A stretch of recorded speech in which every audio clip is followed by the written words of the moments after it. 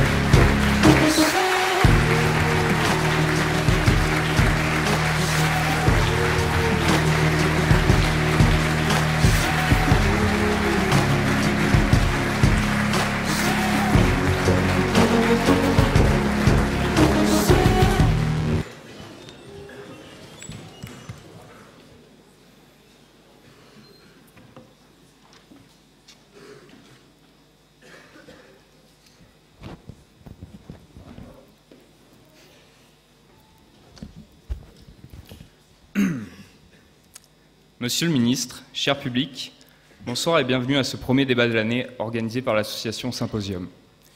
Il y a un an, c'était Alain Juppé qui était à nos côtés, assis dans cette chaise haute qui, bien que jugée inconfortable par Madame la ministre Christiane Taubira, élève nos invités comme nous souhaitons voir élever chacun des débats que nous organisons. Aujourd'hui, de nouveau, nous recevons un ex-ministre des Affaires étrangères. Mais peut-on honnêtement se contenter d'une comparaison avec d'autres pensionnaires du Quai d'Orsay pour évoquer votre parcours, Monsieur Védrine? Revenons donc un peu plus en arrière. Vous naissez en 1947 dans la Creuse.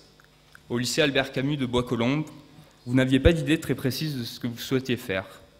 Nourri par les livres de Kessel, vous vouliez voyager, découvrir le monde, être journaliste ou grand reporter. Sur le conseil de votre professeur d'histoire géo de seconde, vous passez le concours de Sciences Po et entrez rue Saint-Guillaume après votre bac en 1965. Agacé par les jeunes vieux, comme vous les appelez, ces étudiants de la section service public qui portent les costumes 3 pièces et parlent comme des conseillers, vous décidez à votre sortie de Sciences Po et après une licence d'histoire de partir voyager pendant un an. À votre tour, vous tentez l'ENA pour ne pas avoir de regrets et y êtes admis en 1970. À votre sortie en 1974, vous entrez au ministère de la Culture. Puis rejoignez ensuite la Direction générale des relations culturelles au ministère des Affaires étrangères en 1979. Vous refusez de succomber aux sirènes politico-politiciennes, mais lorsqu'en 1978, François Mitterrand, ami intime de votre père, vous pousse, vous entamez une carrière politique avec le Parti socialiste dans la Nièvre, où vous êtes élu député suppléant de la première circonscription. Lorsqu'il est élu président, il vous appelle à l'Élysée comme conseiller diplomatique. Vous avez alors 34 ans. Vous y resterez jusqu'à son départ, comme porte-parole après sa réélection, puis en tant que secrétaire général de l'Élysée de 1991 à 1995. En 1997, après la dissolution de l'Assemblée nationale et la victoire de la gauche aux législatives, vous êtes nommé sur proposition du Premier ministre Lionel Jospin, ministre des Affaires étrangères. Jacques Chirac, qui ne tarit pas d'éloges sur vous, l'ancien collaborateur de François Mitterrand, vous aurait dit dès votre première entrevue « Une des seules choses positives dans cette catastrophe, c'est que vous soyez là ». Votre action au Quai d'Orsay sera en effet appréciée aussi bien de la gauche que de la droite. Peu nombreux sont ceux, en effet, à pouvoir se targuer d'avoir conservé cette fonction comme vous pendant plus de 4 années. Vous mettez un terme à vos fonctions ministérielles en 2002 et déclinez aussi la proposition de Nicolas Sarkozy de reprendre le ministère des Affaires étrangères en 2007. Vous poursuivez néanmoins votre rôle de consultant en rédigeant un rapport sur la France et la mondialisation pour le président Sarkozy ou sur les conséquences du retour de la France dans l'OTAN pour le président Hollande. Vous fondez aussi en 2003 un cabinet de conseil en stratégie géopolitique. Alors que votre nom est déjà entré dans les dictionnaires et les livres d'histoire depuis que vous avez introduit le terme d'hyperpuissance pour qualifier l'hégémonie des États-Unis de la fin du XXe siècle, vous continuez pourtant à travers des articles, de nombreux ouvrages, et chaque vendredi dans une chronique sur France Culture, de 7h17 à 7h24, à partager inlassablement votre vision du monde et votre goût pour l'histoire, clé indispensable selon vous à la compréhension des bouleversements du monde actuel. Merci encore, Monsieur le Ministre, d'être présent avec nous ce soir et excellent débat à tous.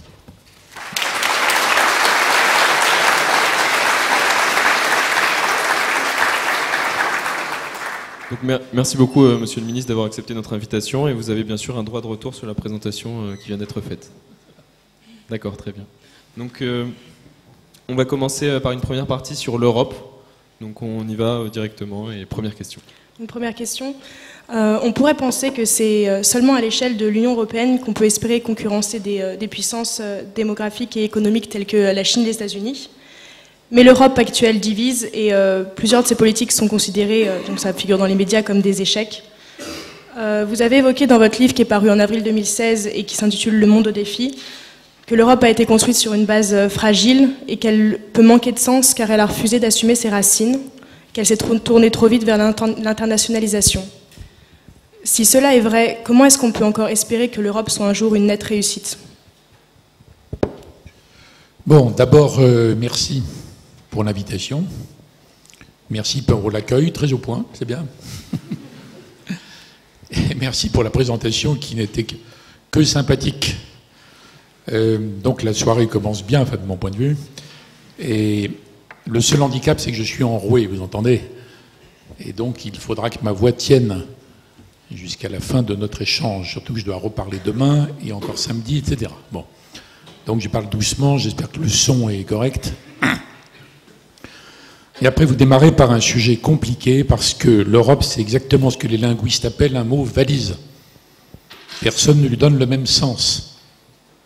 En plus, on raconte des salades sur la façon dont l'Europe s'est construite depuis l'après-guerre.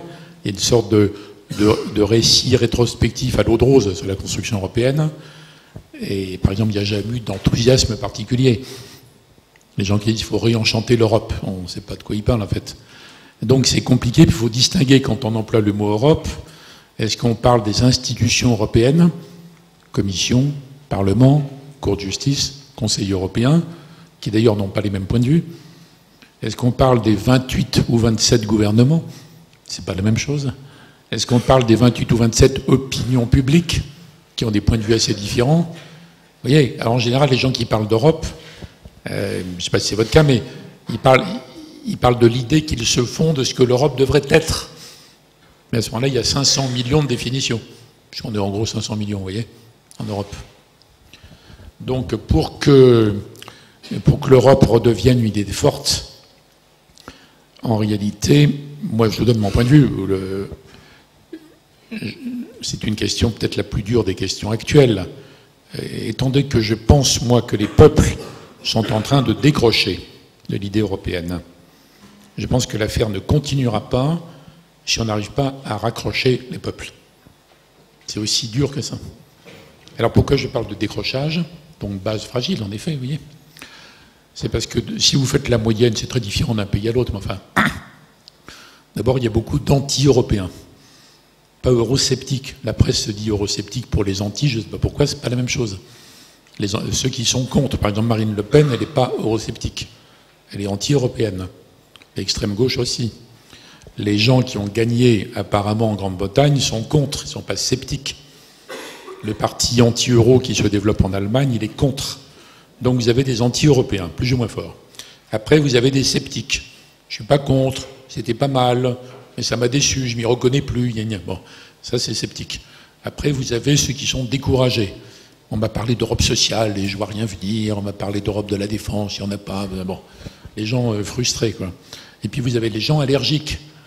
Alors vous n'êtes pas dans la vie active tellement, sauf les professeurs, donc vous en fichez, mais les 99% d'Européens normaux, si je peux dire, ils sont confrontés à une surréglementation démente du système européen qui s'est spécialisé depuis 20 ans dans le fait de réglementer la taille des concombres, la fabrication des fromages, la taille des chasses d'eau, enfin 1000 trucs. Bon, 1000 trucs. Alors ça finit par énerver tout le monde. Si vous avez de la curiosité, pour ceux d'entre vous qui s'intéressent beaucoup à l'Europe, regardez dans les sites européens la directive chocolat. Si vous voulez devenir entrepreneur dans le chocolat, regardez, ce qu'est la directive chocolat, c'est un exemple parmi des tas d'autres. Bref, si on additionne tout ça, vous arrivez à 70 ou même 80% des Européens qui ont décroché. Les pro-européens à l'ancienne, centre-gauche, centre-droit, 15-20%. Les européistes, fédéralistes, j'en parle même pas, 1%. Ils sont importants dans les écoles, ils sont importants dans les think tanks, dans les journaux économiques, mais dans le corps électoral, zéro. Zéro. Donc il y a l'idée qu'il faut faire un saut fédéral, avoir le courage d'aller plus loin, etc. Soutien populaire, zéro, à l'heure actuelle. Moins qu'avant. Donc l'idée que les jeunes, vos générations, seraient plus pro-européens qu'avant, c'est faux globalement. Les jeunes ont plus voté non en 2005 que les vieux. La génération la plus européenne au sens ferveur, c'est la génération des gens entre 50 et 80 ans, vous voyez. Donc voilà un tableau. Donc pour moi, si on veut remettre les choses sur leurs pieds, il ne suffit pas de dire on va faire plus d'Erasmus, faire la croissance, on ne sait pas comment d'ailleurs, etc. Parler de défense européenne, ce qui en plus n'aboutira à rien. Il faut raccrocher les peuples. Et raccrocher les peuples, ça veut dire admettre que le niveau européen doit s'occuper de certaines choses, mais pas de tout et n'importe quoi. Donc restituer une compétence au niveau national ou régional, etc. Et reconcentrer la Commission, mais il faudra lui taper dessus très fort, sur quelques tâches vraiment utiles, où il y a une valeur ajoutée. C'est ce que Jacques Delors, autrefois, avait appelé la subsidiarité. On ne fait au niveau européen que ce qu'on n'est pas capable de faire en dessous. Pas complètement à la place de ce qui est en dessous, mais en plus de valeur ajoutée. Mais le système actuel en est incapable. Vous voyez ? Donc je suis pas complètement pessimiste. Le Brexit a été un choc qui peut se révéler un sursaut, mais ça peut être le début de la démantibulation de tout. Et on ne peut pas le dire encore, on ne sait pas. Justement, est-ce que vous pensez que le Brexit a été un sentiment, a permis de servir d'inhibiteur de ce sentiment un peu indépendantiste chez les citoyens et les pays de l'Union européenne? C'est beaucoup trop tôt pour dire si le Brexit va inhiber quelque chose, provoquer quelque chose, etc. Si la Grande-Bretagne retombe sur ses pieds, si elle sort vraiment, ce qui n'est pas évident, et elle retombe sur ses pieds, ça sera une incitation pour d'autres à sortir. Si elle n'y arrive pas et que c'est une catastrophe économique, ça sera dissuasif. Mais c'est trop tôt. On n'en sait rien, en fait.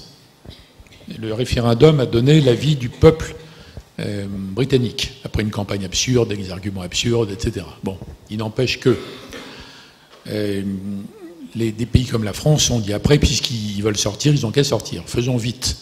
Mais les nouveaux responsables anglais n'ont aucune raison d'aller vite. Ils n'ont pas envie. Donc Madame May dit, écoutez, on va réfléchir. En plus, on n'est pas organisé pour ça. Et donc, elle ne veut pas déclencher le fameux article 50 qui déclenche 2 ans de négociations pour conclure le nouveau statut d'après. Et les Britanniques voudraient garder un lien, avoir les avantages, mais pas la libre circulation. C'est impossible, donc les autres ne veulent pas. Bon. Donc Madame May dit, elle dit à la France, non, je ne déclenche pas l'article 50. Peut-être début 2017, peut-être fin 2017. Donc maintenant, elle parle de déclencher ça, en fait, après les élections allemandes. C'est ça que ça veut dire. Parce qu'elle fait le pari que l'Allemagne, contrairement à la France, n'aura pas envie que la séparation aille jusqu'au bout. Alors, fin 2017, plus 2 ans de négociations, fin 2019. Aujourd'hui, personne ne peut dire dans quel état sera l'Union en 2019. Est-ce qu'il y aura un sursaut, plus de cohésion, ou l'inverse? Donc moi, je n'exclus pas du tout qu'en 2018, Madame May ou quelqu'un d'autre dise « Bon, il y a eu un avis, référendum, depuis il y a eu des élections, France, Allemagne, tout ça, le contexte a changé, donc finalement, on va rester. » Donc on ne peut pas du tout dire maintenant, est-ce que ça va encourager les autres à faire pareil, ou au contraire les dissuader? Et ceux qui sont restés, disons, européistes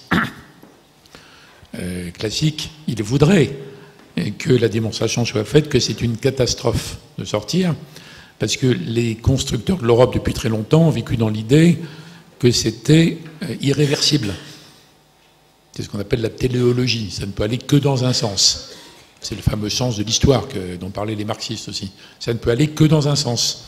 On avance, on ne peut pas reculer.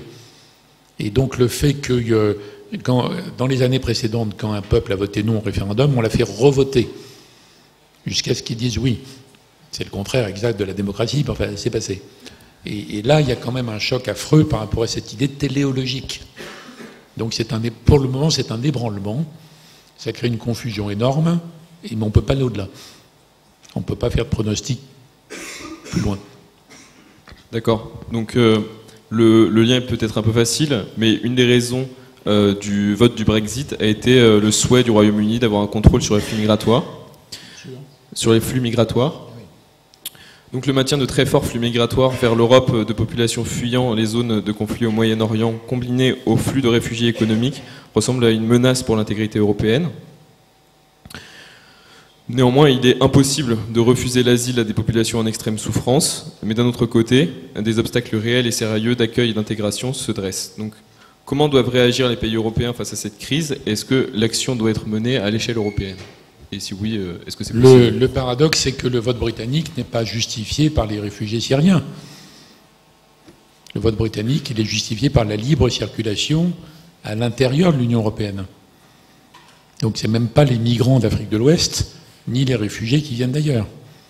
Mais pour les populations européennes qui sont maintenant à cran sur ces sujets, qui sont épidermiques, évidemment, ils mélangent tout. Les demandeurs d'asile, Syrie, Afghanistan, Érythrée, les migrants économiques, Afrique de l'Ouest ou Asie, Amérique latine.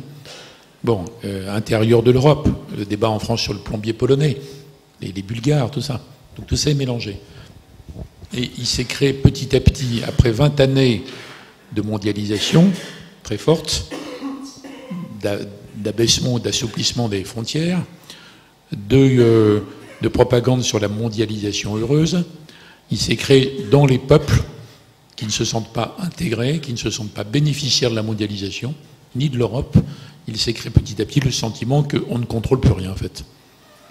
Et que donc, moi, Tartampion, citoyen de base, j'ai un bulletin de vote qui ne sert à rien, puisque je vote pour un gars qui n'a aucun pouvoir non plus, et qui va dans des réunions internationales où plus personne ne sait ce qu'on décide.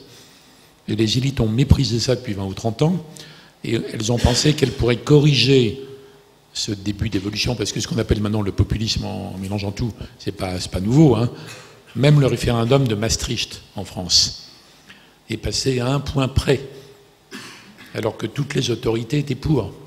Mitterrand, qui avait un poids infiniment plus fort que tout ce qu'il y a eu après, mais Chirac, Balladur, Giscard, tout le monde, sauf le Front National. C'est passé à un point de différence, Maastricht, en 92. Mais les élites n'ont jamais voulu entendre ça, et elles ont pensé qu'il suffisait de traiter les gens qui voulaient mal voter d'archaïques, souverainistes, le pénistes, fascistes, je ne sais pas quoi. Bon. Et plus les élites que les gens détestent de plus en plus disaient ça, et plus les protestataires voulaient voter contre. Ça, c'est le piège de la dénonciation du populisme par des gens que les gens détestent. Et les élites européistes n'ont pas réussi à sortir de ce piège. Donc ça s'est plutôt aggravé. Bon. Alors maintenant, dans l'affaire des migrations, d'abord il y a un mélange total, en effet, entre des gens qui veulent émigrer pour des raisons économiques, pour trouver un job, quoi, avoir une meilleure vie, qui sont souvent d'ailleurs des gens très courageux, des gens qui viennent du fond d'Afrique de l'Ouest, hein, qui traversent le Sahara plus la Méditerranée, chapeau, d'une certaine façon, c'est des sortes d'auto-entrepreneurs en fait. Ils ont le fric de la famille, du village, ils ont un courage dingue. Mais ils migrent d'ailleurs beaucoup en Afrique. Hein. Il y a une pression sur la Côte d'Ivoire, l'Afrique du Sud. Il y a la pression sur les États-Unis, depuis le Mexique, il y en a vers l'Australie, il y en a dans le monde entier. Mais aucun pays au monde organisé ne peut dire « moi j'accueille tous les gens qui arrivent ». Ça n'existe nulle part, ça. Nulle part. Or, il y a quand même des gens, des théoriciens qui ont dit depuis des décennies, en disant l'immigration est bonne pour nous.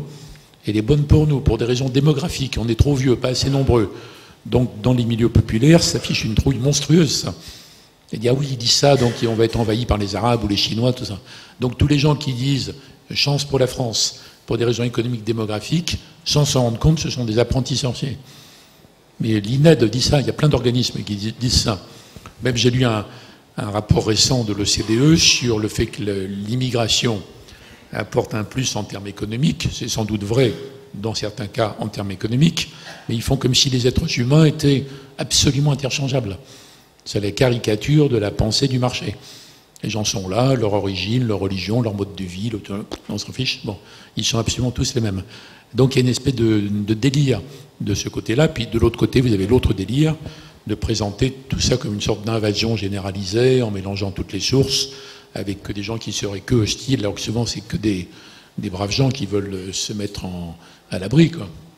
Donc vous avez, à mon avis, deux délires symétriques. Alors que si on disait, distinguons les deux choses, le droit d'asile, d'abord il faut distinguer aux frontières extérieures de Schengen, et il faut qu'elles marchent enfin correctement. Il faut distinguer ceux qui relèvent de l'asile et répondre très vite, pas les faire poireauter 1 an et demi. Donc il faut aller comme l'Allemagne à 6 mois maximum. Maximum. Nous, on doit être à plus d'1 an, vous voyez, nous en France. Donc il y a l'asile, c'est une chose. Et honnêtement, on ne peut pas refuser de donner plus d'asile à des gens qui sont en danger de mort pour de vrai. Les malheureux Syriens, par exemple. La migration économique, c'est autre chose. On ne peut pas dire c'est automatiquement une chance pour nous. Ça peut être une catastrophe pour nous, ça peut être une chance, ça dépend si c'est géré ou pas. Donc moi, je crois depuis longtemps qu'il faudrait qu'il y ait une co-gestion entre les pays de départ, de transit et d'arrivée. Une co-gestion fondée sur des critères économiques. Il y a des années où l'économie européenne est absolument incapable de donner des emplois à la plupart des gens qui arrivent. En revanche, il y a des moments où on a besoin des gens. Il n'y a pas simplement les Espagnols qui ont besoin de Marocains pour ramasser les tomates. Enfin, il y a tous les cas de figure, en fait. Ou Schröder qui faisait venir les informaticiens turcs. Il y a plein de cas de figure. Mais il ne faut pas laisser la fatalité dominer tout ça et les opinions être totalement paniquées, en fait. Donc il faut gérer ça comme l'ont fait tous les pays d'immigration. Les pays en général qui avaient anéanti les populations d'origine, genre Canada, États-Unis, Australie, et qui ont vécu sur l'immigration après, mais l'immigration par quota. Alors, eux, ils ont fait des quotas par nationalité, ça, à mon avis, ça n'a pas de sens. C'est des quotas par métier qu'on adapte. Donc, il y aurait des conférences tous les ans, tous les 2 ans, pour gérer le volet migration, qui, évidemment, serait à prendre en considération en même temps que le co-développement, si on pense Afrique, vous voyez. Donc, je serais pour distinguer. Si c'était vraiment géré, que Schengen est vraiment géré, ce qui n'est pas le cas aujourd'hui, on pourrait dire aux gens, soyez quand même moins égoïstes, soyez plus généreux. Mais au milieu, là, dans la situation actuelle, où les gens pensent qu'il n'y a plus aucun contrôle, ils ont le sentiment d'être dans des maisons qui n'ont plus ni porte ni fenêtre. Et tous les bien-pensants qui disent c'est très très mal de rétablir les frontières, ils ont qu'à lancer une campagne sur le fait que les gens habitent maintenant dans des immeubles sans porte et qu'on n'a pas le droit de fermer. Donc il y a une sorte de confusion qui s'est installée dans des milieux sympathiques, je veux dire, bien intentionnés, tout ça. L'enfer est pavé de bonnes intentions, vous voyez. Et moi je pense que c'est par le biais d'un contrôle normal, raisonnable, des flux, que petit à petit on va calmer les opinions européennes surexcitées. Mais ce que je viens de résumer, là, c'est sur plusieurs années. Hein. On aimerait aborder avec vous maintenant la notion de communauté internationale. Vous consacrez une partie de votre livre, Le Monde au défi, à cette notion. Alors reprenez-moi si vous n'êtes pas d'accord, mais par communauté internationale, vous entendez espace mondial apaisé, qui est riche en coopération et en échange.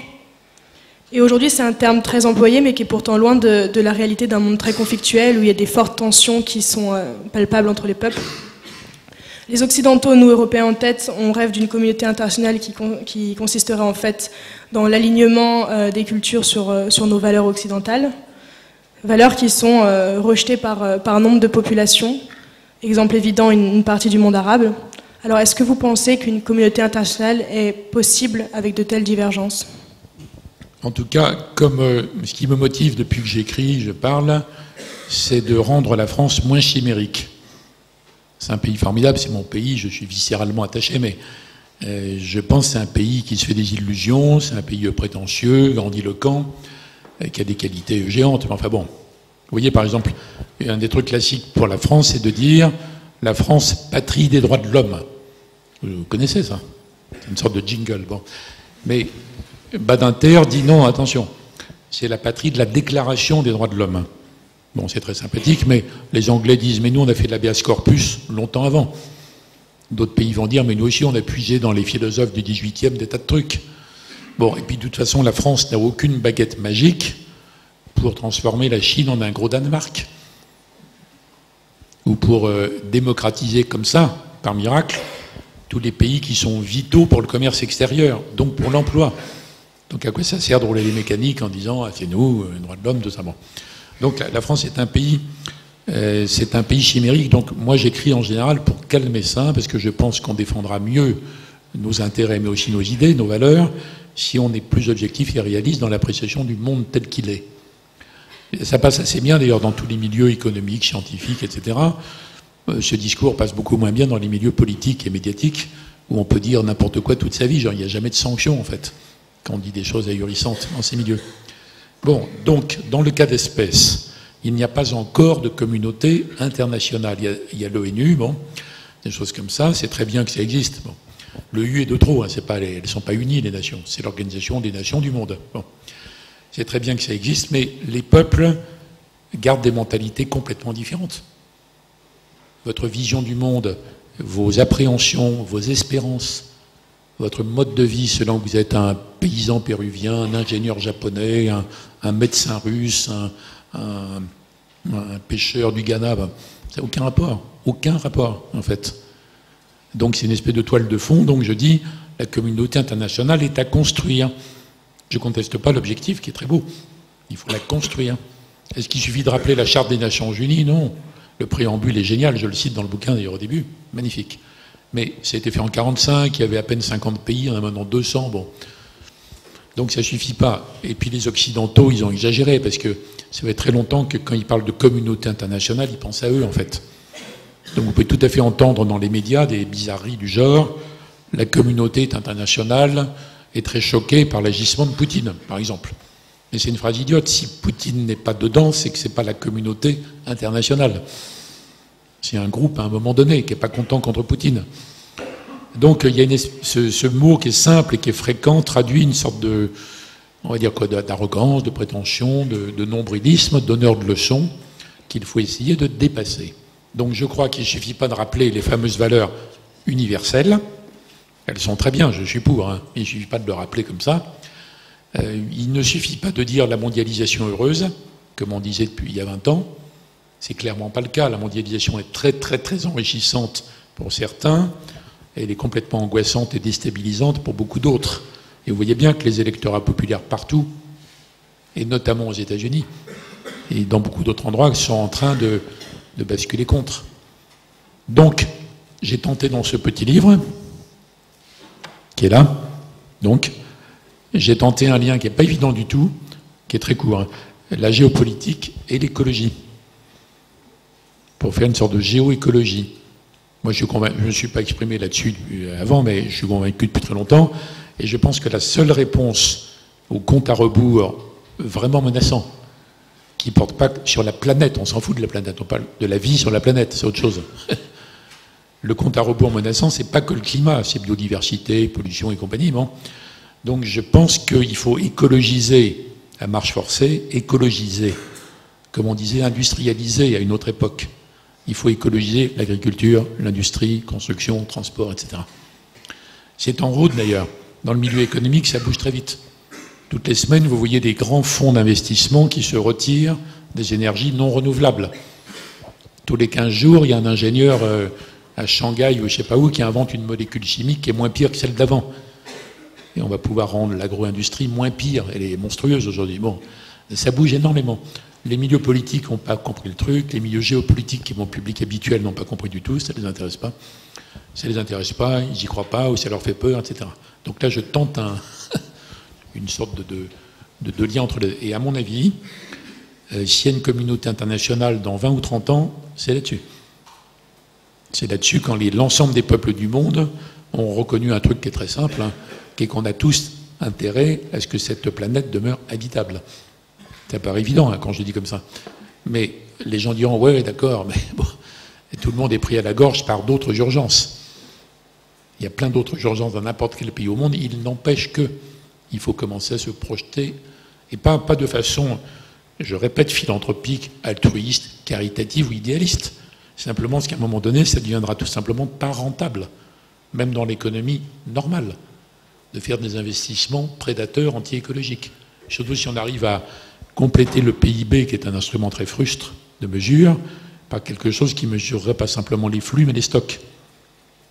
Aujourd'hui, vous rasez une forêt pour construire par hypothèse des usines chimiques qui vont entraîner des cancers pendant 50 ans, c'est de la croissance.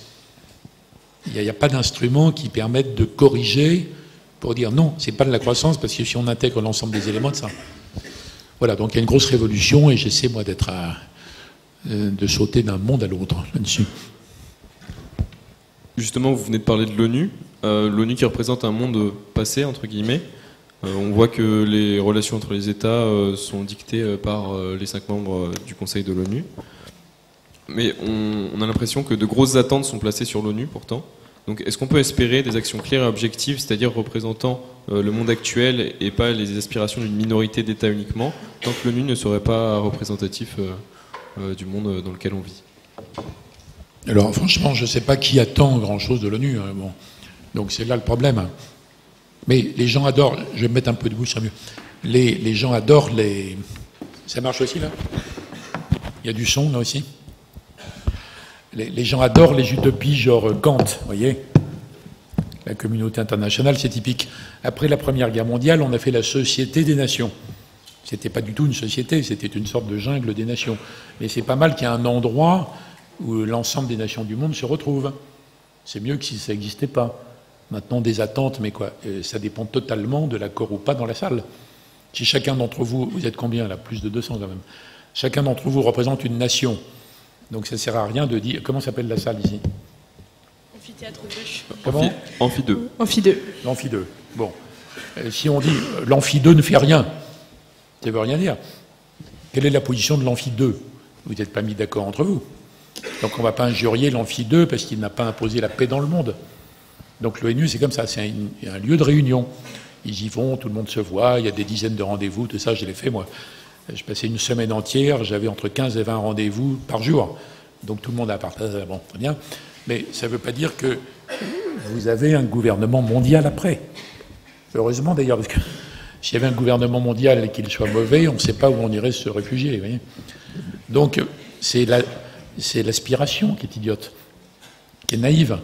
En revanche, on peut souhaiter que les principales puissances du monde se mettent d'accord sur 2 ou 3 points clés. Alors, vous parlez de la composition de l'ONU. Mais quand Roosevelt, Staline et Churchill ont commencé à penser à la suite, à Yalta, il n'y a eu aucun partage du monde, contrairement à ce qu'on raconte, mais il y a une réflexion sur l'organisation du monde après. Ils se sont dit, mais on a fait la Société des Nations, elle a été impuissante, notamment face à Hitler. Donc il faut un organe de direction plus efficace. Par ailleurs, on ne va pas entrer dans un truc, il ne disait pas encore le machin comme le général de Gaulle, mais c'était la même idée, où il n'y avait que 50 pays, mais quand même. Donc c'était impensable pour les États-Unis ou pour l'URSS d'entrer dans un système où l'Assemblée générale allait les condamner toutes les semaines. Donc ils disent, on y va, que s'il y a un Conseil de sécurité qui a le droit de veto. Sinon, il n'y a pas d'ONU. Et ça n'a pas changé, en fait. Si le veto est enlevé, je ne sais pas par qui, par les Martiens, aux membres permanents du Conseil de sécurité, immédiatement, les États-Unis, la Russie, la Chine, France, Grande-Bretagne, je ne sais pas, mais en tout cas, les autres sortent. Et Israël aussi. Immédiatement. Personne ne va rester soumis au vote aléatoire de l'Assemblée générale. Donc on fait les Nations unies. Discussion entre Staline et Churchill et Roosevelt. Ils disent, bon, États-Unis, bien sûr, URSS, ils étaient alliés. À l'époque, je signale que Staline avait tué plus de gens qu'Hitler, déjà. Il en a d'ailleurs tué plus, au total. Et Mao Tse-tung, encore plus. Bon. En tout cas, à l'époque, on n'a pas le choix, on s'allie, donc on ne fait pas de moralisme abstrait, et on s'allie avec Staline, parce que sinon, on ne peut pas battre Hitler. Donc, ils réfléchissent à la suite, donc États-Unis, URSS, Chine. À l'époque, c'est la Chine nationaliste. C'est pas un Mao, pas encore. Grande-Bretagne, Churchill. Et Churchill dit, j'aimerais bien qu'il y ait la France aussi. Mais la France a été vaincue en 1940, elle s'est décomposée. Elle est complètement battue. Alors, il y a bien De Gaulle à Londres, mais bon. Et alors, Roosevelt dit, mais pourquoi la France, c'est un pays vaincu, quoi, point, qui a disparu du circuit. Et même Staline dit, je ne vois pas une seule raison pour mettre la France à Yalta. Et alors après, Churchill dit à Roosevelt, mais si, moi je veux qu'il y ait la France dans les puissances d'après, parce que j'ai peur que l'Allemagne ne recommence la guerre pour se venger. Churchill raisonnait en termes de vengeance comme après la Première Guerre mondiale, vous voyez. Donc je veux avoir la France devant moi comme glacis protecteur. Et je ne veux pas être tout seul. Donc je veux la France. Bon, finalement, il y a la France dans le Conseil de sécurité. Il y en a 5. Donc aujourd'hui, il n'y a aucune puissance au monde qui puisse réformer le Conseil de sécurité et imposer aux États-Unis, par exemple, d'abandonner le veto. Jamais.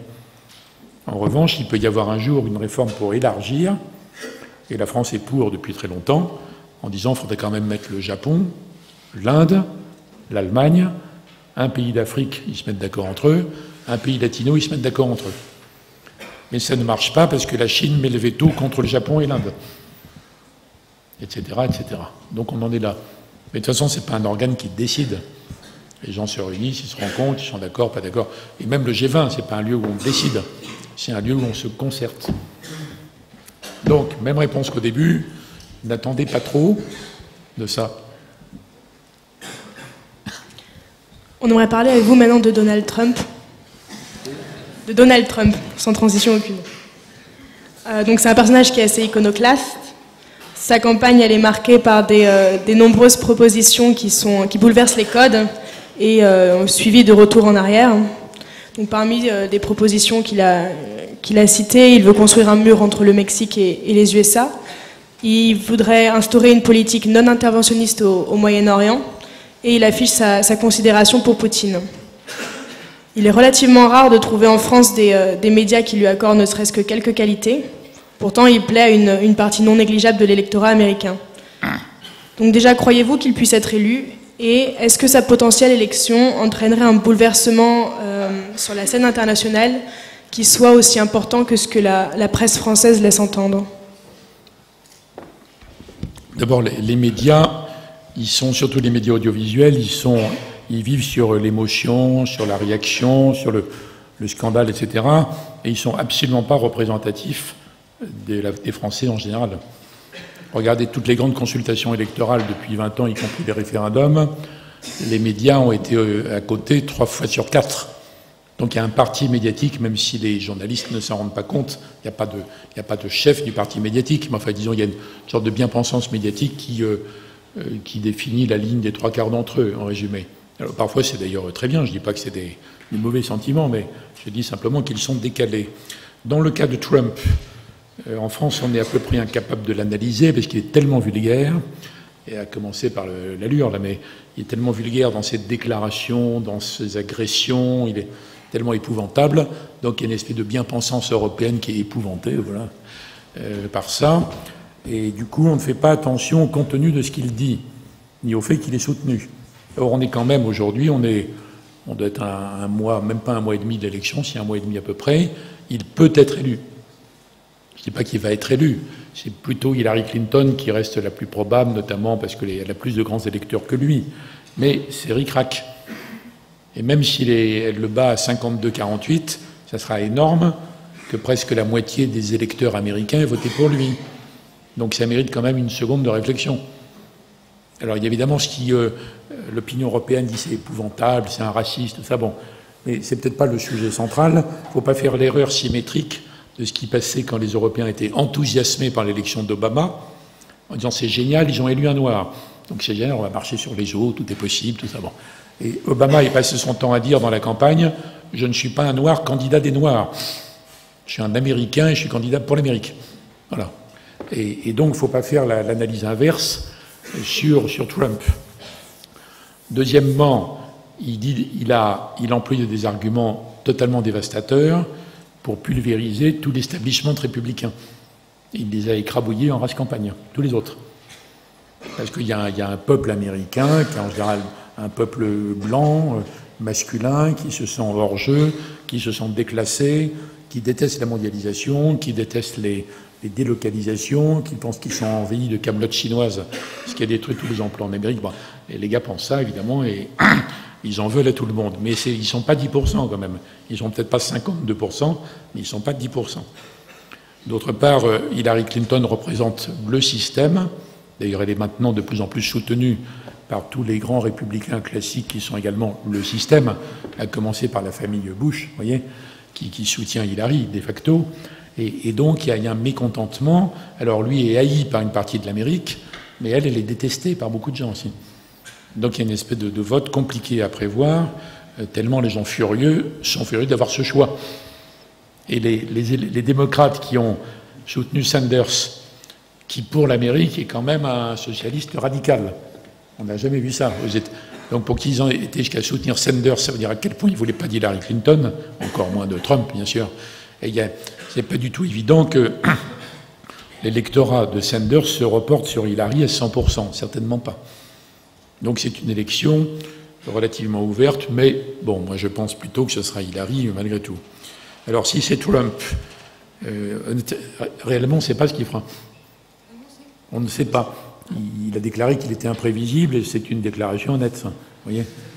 Et il dit par exemple, mais il dit des choses qui parfois ont été, alors lui, je le répète, d'une vulgarité effrayante, mais parfois Obama, qui est un vrai grand intellectuel sophistiqué, a dit des choses qui ne sont pas tout à fait loin. Par exemple, Trump, il dit, le but de l'Amérique, c'est pas de répandre ses valeurs partout, d'évangéliser le monde entier, de démocratiser, c'est la même chose. Donc l'Amérique doit défendre ses intérêts. Et Obama a théorisé le fait que l'Amérique devait se retenir dans l'emploi de la force. Il a théorisé sur la Syrie, contre les positions françaises, très clairement, en disant que l'analyse française était totalement fausse, que jamais, si on avait renversé le régime, ça aurait été des démocrates, que ça aurait été évidemment les islamistes, que bon. Donc il y a une théorie d'Obama sur le fait que les États-Unis ont abusé de l'emploi de la force, doivent se retenir. C'est pas tout à fait le contraire de ce que dit Trump.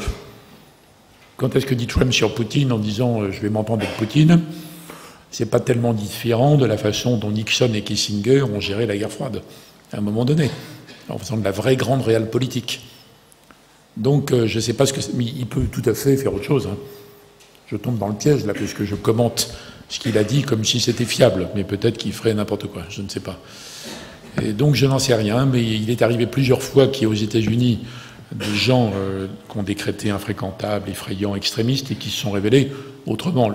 Le plus grand exemple étant Reagan, Ronald Reagan. Mais moi j'ai bien connu Reagan, et je ne pense pas que Trump ait la qualité personnelle ou humaine de Reagan. Mais de toute façon, c'est comme ça. Et l'Europe n'y peut rien, le reste du monde non plus, donc il faudra s'adapter soit à Trump, soit à Mme Clinton. Alors Mme Clinton, elle incarne exactement la continuation du système américain, le système, l'hégémonie, le leadership, l'interventionnisme. Elle est très interventionniste, elle est liberal hawk dans le jargon américain. Et si elle est élue, je ne serais pas étonné que dans l'année qui suit, elle réengage les États-Unis dans une ou deux guerres, parce qu'elle considère qu'Obama était trop timoré, trop retenu. Voilà, donc c'est pas un choix emballant, mais de toute façon, on n'a pas à voter. Sauf s'il y a des citoyens américains, je ne sais pas, qui peut-être votent pour ça. Mais évidemment, il vaut mieux éviter l'hypothèse Trump. Mais on ne peut pas non plus être entièrement binaire, ne serait-ce que parce que près de la moitié de ce peuple américain a envie de renverser la table. Il faut comprendre pourquoi. On va profiter de votre présence pour parler de l'Asie, et plus particulièrement de la Corée du Nord. Donc le 9 septembre dernier, on a pu voir le 5e essai nucléaire de la Corée du Nord, et le régime nord-coréen a exigé d'être reconnu comme une puissance militaire nucléaire à part entière. Donc l'émissaire spécial américain pour la Corée du Nord a annoncé que Washington pourrait prendre des actions unilatérales contre Pyongyang. Pensez-vous que la Corée du Nord représente une menace jusqu'à présent sous-estimée, et a-t-on franchi avec cet essai un seuil susceptible de déclencher des évolutions géopolitiques majeures? Déclencher des évolutions, il y a des évolutions tous les jours. Vous voulez dire quoi? Déclencher une guerre? C'est ça que vous voulez dire? Peut-être pas jusque-là, mais... Ah, bon, mais si c'est pas la guerre, c'est pas la guerre. Ça change tout. Donc, je pense que le régime de Corée du Nord cherche à survivre. Point.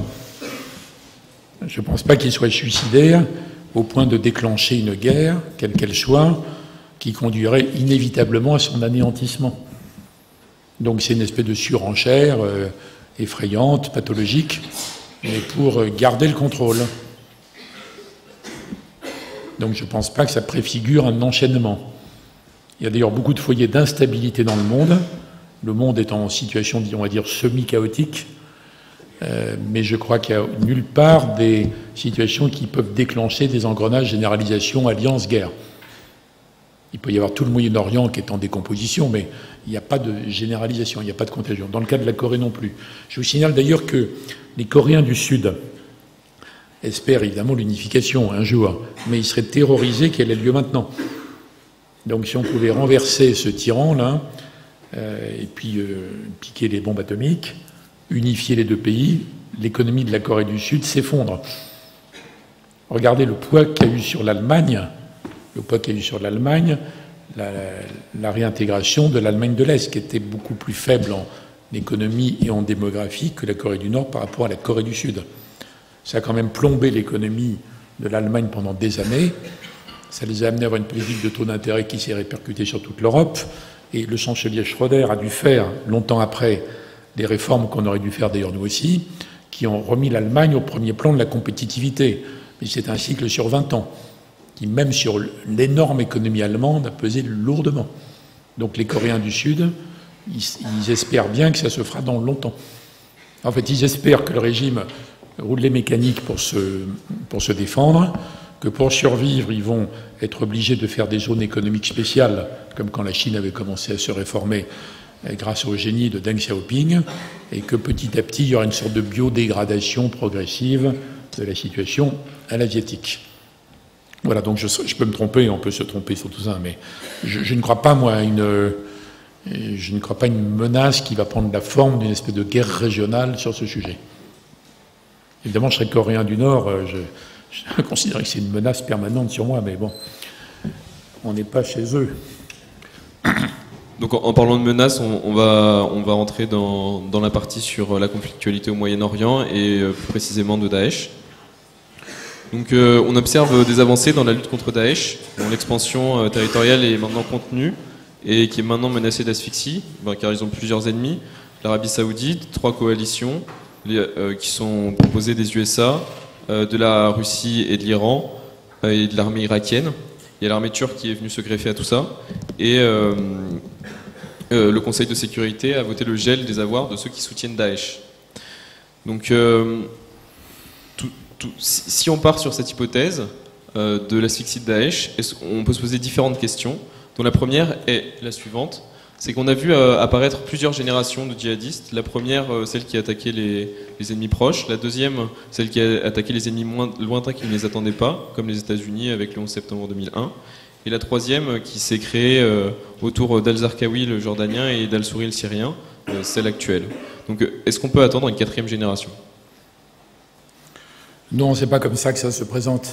Pas une question de génération, il y a une continuité totale, mais ce qu'il faut avoir à l'esprit, c'est que vous avez, dans le monde musulman, globalement, 2 immenses convulsions à l'heure actuelle, et qui se croisent là, au Moyen-Orient, dans l'exemple que vous avez pris.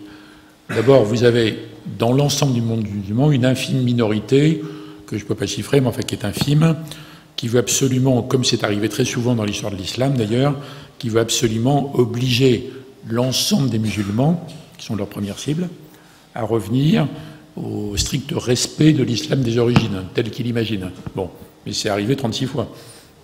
D'ailleurs, quand l'Arabie s'est constituée entre l'alliance entre la famille Saoud et Wahhab, c'est sur ce thème. Il faut revenir absolument à l'islam des origines qui proscrit absolument toutes les formes de modernité, puisque la perfection n'est pas devant nous. C'est pas le progrès, elle est derrière nous, il faut y revenir.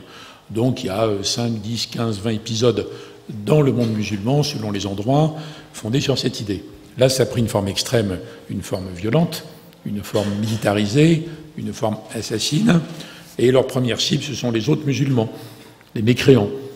Et alors ensuite, la cible évidente, ce sont les chiites. Donc ce sont des hérétiques à leurs yeux. C'est dans le monde sunnite tout ça. Et après, par extension, les occidentaux, les juifs, un peu tout le monde. Mais même quand les occidentaux sont l'objet d'attentats, ce sont des cibles, disons, des cibles subsidiaires. C'est pas l'objectif numéro 1.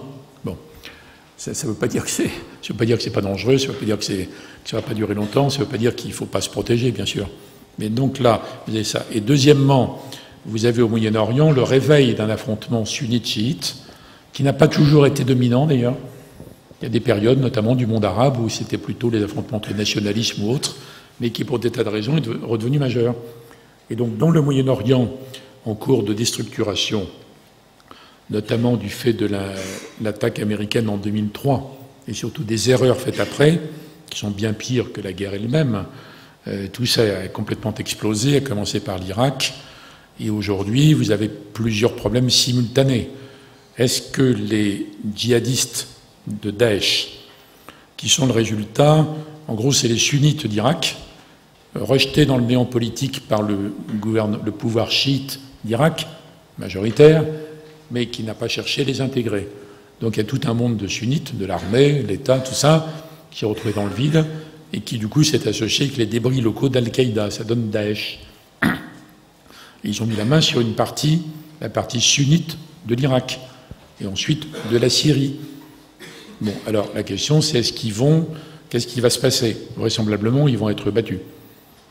Et dans les mois qui viennent, Mossoul sera, qui est la dernière grande ville qu'ils ont avec Raqqa, où sont installés les quartiers généraux du terrorisme vers les pays francophones, puis il y en a un autre quartier général vers les pays russophones. Mossoul sera reprise un jour, Raqqa aussi. La question qui se pose après, c'est qu'est-ce qui se passe? Il n'y a plus dans le Moyen-Orient d'aujourd'hui et dans le monde d'aujourd'hui, il n'y a plus de puissance qui puisse faire comme après la Première Guerre mondiale, en bien ou en mal, qui puisse dire voilà, l'Irak c'est comme ça, la Syrie c'est comme ça, tac tac. Il n'y a aucune puissance peut faire ça. Donc au Moyen-Orient, vous avez des puissances régionales qui s'équilibrent, l'Iran, la Turquie, l'Arabie, un peu marginalement l'Égypte. Aucune d'entre elles n'est capable d'imposer l'ensemble de son plan, et chacune est capable de bloquer le plan de l'autre. Donc ça peut durer longtemps, jusqu'au jour où les sunnites, conduits par l'Arabie, les chiites, conduits par l'Iran, se lasseront de s'entretuer par yéménites interposés, syriens interposés, etc., et concluront, peut-être, le plus tôt sera le mieux pour eux, une sorte d'accord de coexistence comme il y a eu en Europe, pour terminer les guerres de religion, les accords de Westphalie. Les guerres de religion entre protestants et catholiques, avec beaucoup d'épisodes où la cruauté était tout à fait comparable à ce que fait Daesh. Moins la télé, évidemment, bon, c'est l'époque. Voyez. Donc il y a cette question sunnite-chiite, et il y a la question djihadisme. Alors le djihad, le djihad, il y a des spécialistes sans arrêt disent c'est pas les bons mots, et puis il y a le wahhabisme, le salafisme, ceci, cela. Bon. J'entre pas dans les débats linguistiques. Tout le monde comprend de quoi il s'agit. Même quand la zone géographique de Daesh aura été reconquise, et que commencera la bataille sur quel genre d'Irak après, il y a du terrorisme en réseau qui continuera, il y en a dans le Sinaï, il y en a en Libye, il peut y avoir n'importe où en Europe, etc. Mais finalement, ils seront battus, quoi. Ils seront battus, ils ne peuvent pas gagner, on ne sait d'ailleurs pas quel est l'objectif. Si l'objectif c'est de refaire de l'ensemble musulman un califat, comme en l'an 1000, en appliquant l'idée qu'ils se font de la religion stricte, en l'an 1000, évidemment, ça n'aura jamais lieu. Mais ça peut durer longtemps, ça peut créer des souffrances terribles, entraîner des réactions variées, mais la plupart des sociétés, aussi bien arabes qu'européennes ou autres, résistent assez bien par rapport à ça. C'est une affaire de longue haleine. Mais l'élément clé en géopolitique, c'est que justement, personne ne peut imposer la solution, vous voyez. Après la Première Guerre mondiale, il y a eu les fameux accords Sykes-Picot, qui ont été d'ailleurs appliqués en partie, c'était des accords franco-britanniques. Mais aujourd'hui, même si Obama s'entendait avec Poutine, ou quelqu'un après Obama, même l'Américain, le Russe et les Chinois, à mon avis, n'arriveraient pas à imposer complètement un nouveau plan durable au Moyen-Orient. Donc on est obligé de se faire à l'idée qui est perturbante, parce que nous, Français, on est rationnels, on voudrait non seulement qu'il y ait une communauté internationale, mais qu'il y ait un leadership, que les choses soient organisées, qu'on fasse des plans, enfin on pense que le monde est conduit, quoi, quelque part. Donc l'idée que ce ne soit pas maîtrisable pour longtemps, c'est une idée choquante, et c'est une idée légèrement angoissante. Mais malheureusement, c'est mon diagnostic. Vous avez dit que Daesh serait vraisemblablement vaincu, mais si on accepte l'hypothèse que ce n'est pas 100% impossible que finalement Daesh s'installe de manière durable, quels comportements devront adopter les États et l'ONU vis-à-vis de l'État islamique? Mais la question s'est posée avant, mais Daesh va être vaincu territorialement. C'est évident, mais vous voyez la carte là. Donc Mossoul est en haut. Mossoul, c'est la région kurde d'Irak. Donc Mossoul sera reconquise un jour ou l'autre. Et après, il y aura la bataille, mais je ne sais pas si vous l'avez sur la carte, de Raqqa. Raqqa, où est-ce que c'est sur votre carte? C'est nulle part. C'est à côté de Deir ez-Zor, en Syrie. Non, c'est pas un peu plus loin à gauche, quoi, vous voyez? Bon, donc l'hypothèse que Daesh s'installe, c'est une hypothèse d'il y a 1 an ou 2, ça. Par contre, il y a des implantations en Libye, mais en Libye, ils sont quand même sous pression des autres clans. Donc ce n'est pas l'hypothèse principale, sauf si tous ceux qui vont être chassés de là, ceux qui ne vont pas être anéantis, réussissent à aller, je ne sais pas comment, au Nigeria, pour soutenir Boko Haram. Donc ça peut continuer. Alors, la position des différents pays. Votre question s'applique bien à ce qui s'est passé il y a 2-3 ans, en fait, pas maintenant. Beaucoup des pays étaient placés de façon inégale par rapport à la question de Daesh. Que faire? Pour les Irakiens, gouvernement chiite de Bagdad, lutter contre Daesh, c'est très bien, parce que c'est lutter contre les sunnites d'Irak. Mais quand on leur dit il faut lutter contre les sunnites, mais les réintégrer dans le jeu politique irakien, là ça bloque, parce que les chiites veulent garder la maîtrise.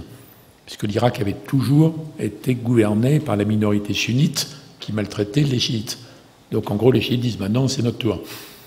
Les Occidentaux ont beau dire il faut faire une place aux sunnites, sinon on s'en sortira jamais.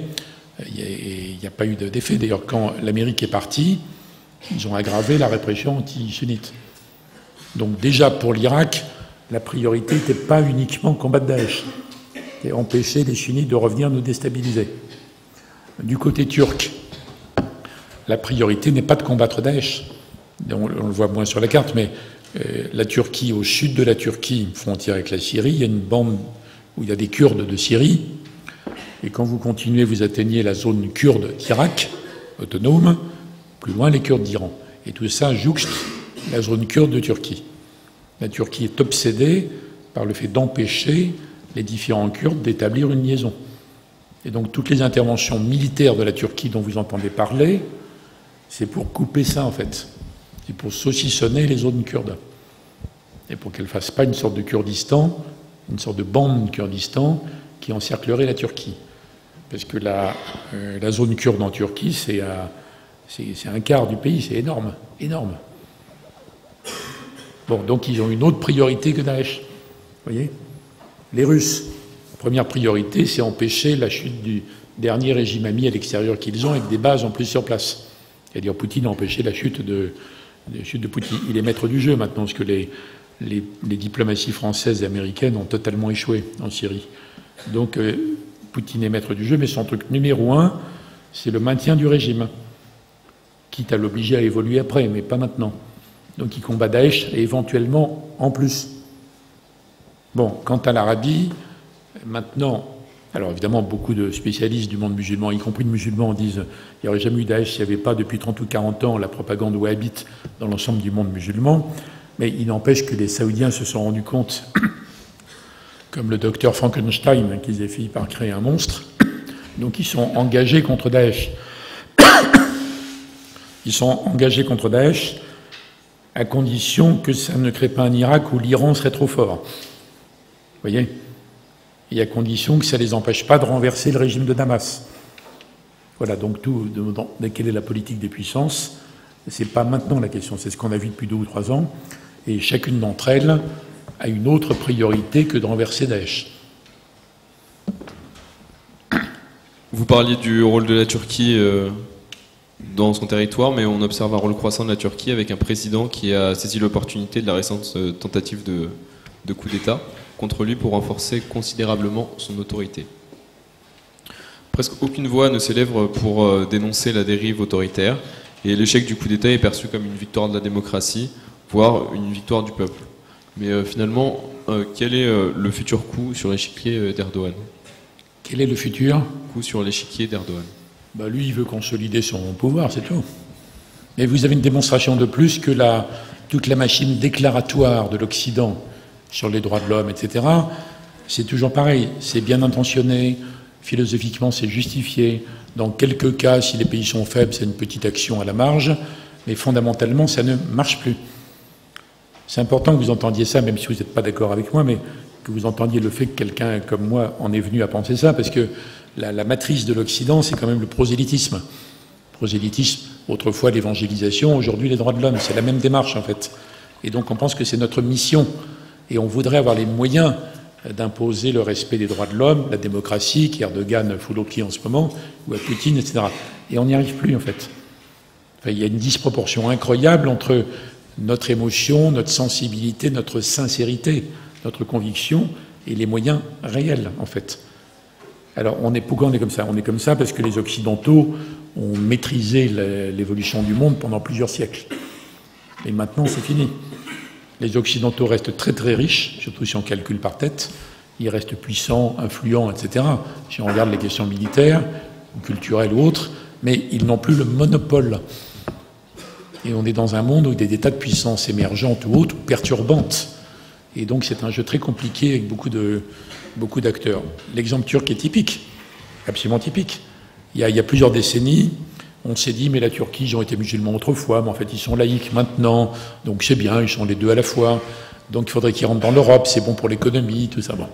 Et les milieux économiques turcs voulaient rentrer dans l'Europe, c'est un levier de modernisation interne. Et tous ceux qui voulaient renforcer la démocratie le souhaitaient aussi. Donc l'Europe finit par dire, bon, bah, vous êtes une sorte de pays européen, malgré tout, enfin, à moitié, on ne sait pas. Bon. En tout cas, vous avez le droit à déposer votre candidature.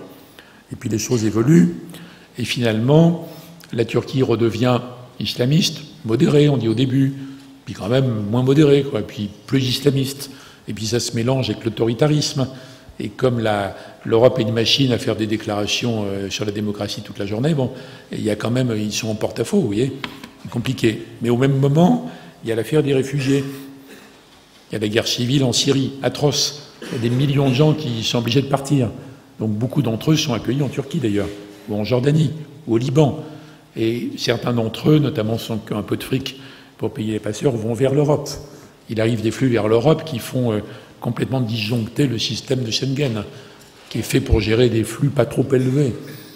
Pas trop de gens, pas trop en même temps, avec des modes de vie pas trop différents, on se débrouille. Puis là, on a un raz-de-marée, en fait. Donc à ça, panique à bord dans le système européen. Personne ne veut prendre les réfugiés qui arrivent d'abord en Grèce ou en Italie. L'ensemble des pays d'Europe de l'Est disent qu'il n'est pas question chez nous qu'il y ait des sociétés multiculturelles qui ont totalement échoué dans vos pays. Donc on dit dans les discours publics, dans tous les pays d'Europe centrale et orientale, on dit jamais nos villes ne ressembleront à Marseille. C'est un argument public. Alors nous on peut dire mais c'est honteux de dire des choses comme ça, c'est pas possible, dans l'Europe, etc. Mais bon, on peut s'indigner autant qu'on veut, c'est une partie de la réalité européenne d'aujourd'hui. Donc en panique, Mme Merkel, qui a réagi de façon très humaine, très généreuse au début, et moi je la critique pas du tout, mais elle a été maladroite en même temps, parce qu'elle a attisé dans tout le système régional des passeurs, tout le monde a dit il faut aller en Allemagne. Et les dirigeants slovaques ou tchèques, même hongrois d'ailleurs, ou d'autres qui ont dit nous on a pris un peu de réfugiés, mais ils n'ont qu'une idée, c'est aller en Allemagne. Bon, à cause de ce qu'a dit Mme Merkel. Bon, voilà, ça arrive. Mme Merkel est dépassée par son attitude. Et elle est obligée de se précipiter chez notre ami Erdogan, toute seule, ce qui est abusif. Mais les autres Européens sont bien contents qu'elle y ait été, parce qu'ils n'avaient pas envie de le faire à sa place. Et Erdogan pose ses conditions. Voilà. Il abuse de la situation, c'est évident, mais il est en position de force. Il dit d'accord, moi je veux bien garder les réfugiés chez moi, mais il faut m'aider plus, il faut payer. Il faut relancer la négociation d'entrée de la Turquie dans l'Europe, ce qui est évidemment une escroquerie, parce que même si on arrive à signer le traité d'adhésion, il ne sera jamais ratifié. Jamais, vous verrez 27 pays d'Europe signer l'adhésion.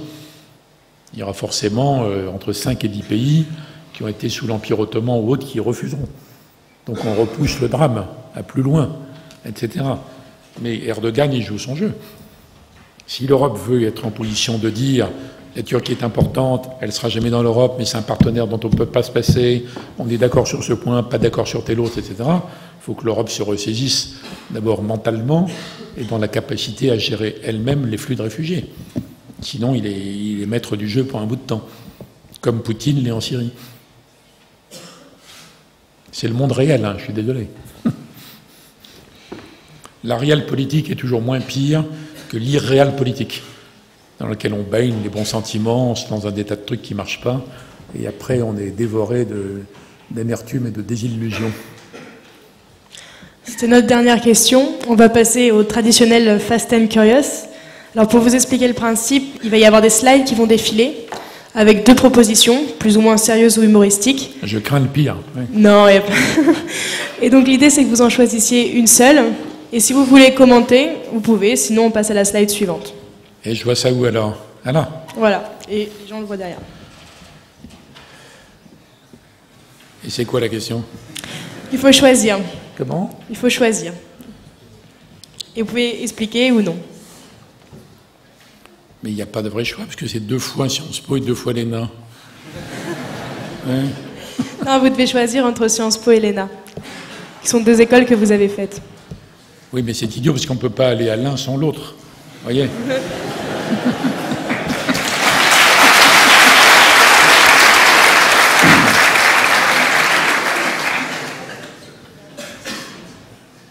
Oh, là, je ne peux pas hésiter.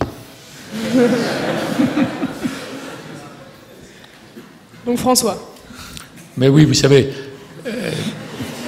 non mais je m'entends très bien avec François Hollande, qui est un ami, mais Mitterrand, c'était autre chose. Il a marqué ma vie. J'ai passé, c'est un ami de la guerre de mon père. Je l'ai connu enfant et j'ai travaillé avec lui bien avant 81. Donc j'ai commencé en 73 avec François Mitterrand. C'était un homme absolument subjugant. Et alors il voulait absolument, moi je voulais pas du tout faire une carrière politique classique, mais il voulait absolument que je prenne sa succession dans la Nièvre. C'était vaguement rappelé. Et je voulais pas, mais je pouvais pas lui résister, donc j'ai été élu malgré moi en quelque sorte député suppléant dans la Nièvre en 78. Donc j'ai fait des campagnes électorales, tout ça, bon. Et c'était assez marrant d'ailleurs. Mais Dieu merci, le 10 mai, le jour de l'élection, 80 à Château-Chinon, il m'a donné le choix en quelque sorte entre continuer ça ou venir avec lui. Alors je me suis précipité, je suis venu avec lui. C'est l'Élysée, donc j'ai fait un choix plus romanesque, on va dire, que politique. Alors Mitterrand était né à la fin de la bataille de Verdun, ce qui ne me rajeunit pas, mais enfin j'ai commencé très jeune avec lui, donc ça va. Et c'est son centenaire le mois prochain, le 26 octobre. Il y aura une journée à la pyramide du Louvre, conclue par un discours de François Hollande, et avec une journée sur Mitterrand, l'époque, les grands acteurs, les témoins, etc. Voilà. Vos 2 livres. Je ne peux pas choisir, franchement, c'est pas du tout la même chose. Non, mais il faut être honnête avec les lecteurs.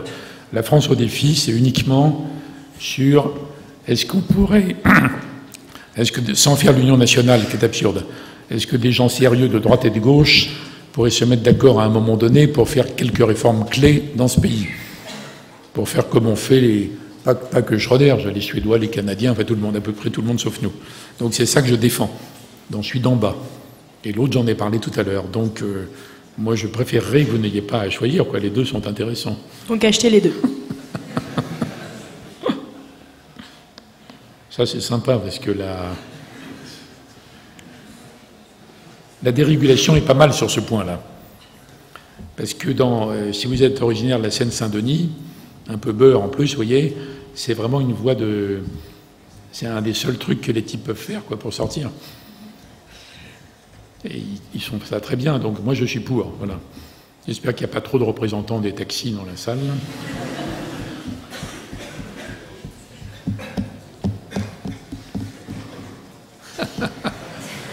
C'est trop facile votre truc. Mais non, je vous signale quand même que si on est un peu démocrate, Erdogan l'est quand même un peu plus que je suis dans dessous. Il y a quand même des élections en Turquie. Elles ne sont pas truquées.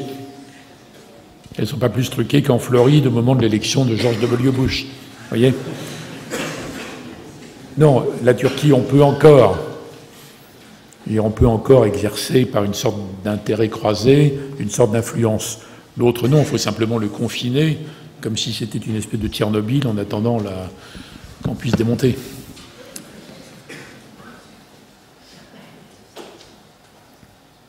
Non, je ne crois pas qu'il y aura d'autres Brexit. Je ne crois pas, sauf dans l'hypothèse, mais que je n'ai pas tellement développé tout à l'heure, d'une Europe qui tourne en rond parce que plus personne n'est d'accord sur rien, et d'une Grande-Bretagne qui rebondit Les Anglais sont capables de choses extraordinaires. Hein. Et si dans 3-4 ans, les Anglais sont en pleine forme et le système européen tourne en rond, tout est possible. Mais c'est pas dans les 3-4 ans. Je crois pas. Aucun autre pays n'a envie de faire pareil. Même les pays les plus furieux, les plus mécontents, comme la Pologne, vous voyez, ou les Tchèques, ou tout ça, non, je crois pas.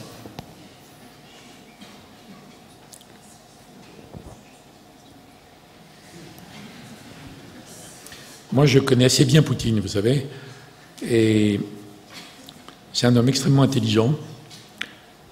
C'est pas un immense stratège, mais c'est un tacticien remarquable et qui a une capacité à saisir les erreurs faites en face remarquable. Il n'a pas de plan d'ensemble, il ne va pas refaire l'Empire russe ou l'URSS, il n'est pas fou. Mais en Géorgie, à propos de la Crimée, quand il y a eu la révolution de Kiev, il est capable, en une seconde, de saisir la situation. C'est un homme qui a plus de 70% de popularité. C'est des sondages fiables, hein, en Russie. Quand il a mis la main sur la Crimée, que tous les Russes considèrent comme Russes, y compris les opposants à Poutine, il est monté à plus de 80-85% de popularité. Alors en même temps, il ne veut pas mettre la main sur l'est de l'Ukraine. Les séparatistes demandent ça sans arrêt. Nous, on veut se rattacher à la Russie. Non, surtout pas. Bon. Et là, il ne sait plus trop comment faire, en fait. Il ne sait plus trop comment faire, mais il a l'immense avantage sur les dirigeants occidentaux d'avoir quand même une certaine vision à long terme, de ne pas être harcelé par les réseaux sociaux toute la journée, d'avoir des sondages, mais enfin moins souvent, et de tenir le système, en fait. Mais, pourquoi il a une image si négative dans les médias français ? Dans les médias occidentaux, parce que les médias sont binaires souvent, ils sont manichéens. Il y a le bien, le mal, bon, il faut toujours un méchant de service. D'autre part, il y a une énorme influence aux États-Unis. C'est pas tout à fait le cas d'Obama. Aux États-Unis, il y a quand même énormément de gens qui regrettent l'époque de la guerre froide, où c'était quand même très très facile d'avoir un ennemi identifiable. Alors le terrorisme, c'est compliqué, c'est un peu diffus, il y en a partout. Bon. Donc il y a toute la machinerie Pentagone, soutenue par le lobby polonais aux États-Unis, qui est très puissant, qui voudrait que Poutine soit une vraie menace. Il est perturbant, il est provocateur, il peut faire des mauvais coups, il faut être clair, net, ferme et dissuasif, mais ce n'est pas une menace globale. Mais donc les médias sont... les médias, c'est un parti, hein. C'est comme un parti politique, en fait. Voilà, puis donc, Iron, on peut le prendre au sens ironique, aussi, il attend la suite, là, il attend l'élection américaine, l'élection française, l'élection allemande. Il sera toujours là. Il attend la suite. Quant à Obama, moi, je fais partie de ceux qui le placent très haut. Je pense que c'est un homme extraordinairement intelligent, sophistiqué. Simplement, il n'est pas adapté au climat américain, il n'est pas vulgaire, il n'est même pas populaire, en fait. Il n'aime pas le contact, il ne tape pas dans le dos des gens, vous voyez. Et il n'a pas ce côté, il ne simule pas une espèce de ravissement incroyable dès qu'il rencontre quelqu'un. Bon. Et donc, c'est une sorte d'intello, quoi. Il est fait pour être président de Harvard ou des choses comme ça. Et ce qu'il a dit sur comment gérer les intérêts d'un pays qui a été, selon ma formule à moi, l'hyperpuissance, il y a 20 ans, qui est maintenant, disons, le pays numéro 1. Comment gérer les intérêts de ce pays à long terme, qui a gouverné le monde, qui doit tenir compte de l'ensemble des autres, et notamment de la Chine. Comment le faire sans gaspiller son énergie dans des guerres inutiles, contestables ou perdues.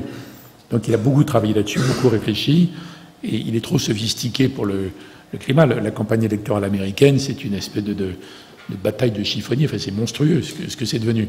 Donc il est très décalé. Et donc il y a énormément de gens déçus, soit parce qu'ils pensaient donc que si c'est un noir, il va faire des miracles, ou alors il est forcément bienveillant, humanitaire, tout ça. Or c'est un type froid en fait. C'est un réaliste froid. Il ressemble plus dans ses analyses à Kissinger qu'aux démocrates interventionnistes. Il n'est pas du tout comme les néoconservateurs interventionnistes. C'est pas du tout comme les démocrates de gauche, liberal hawk.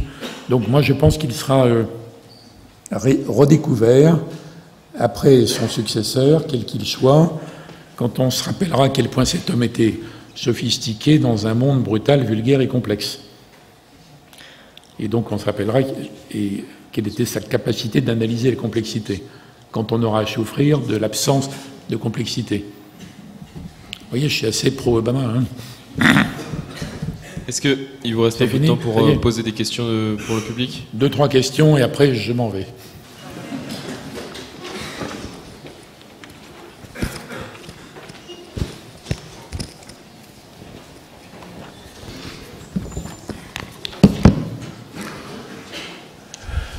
Bonjour monsieur, ici, là, au milieu.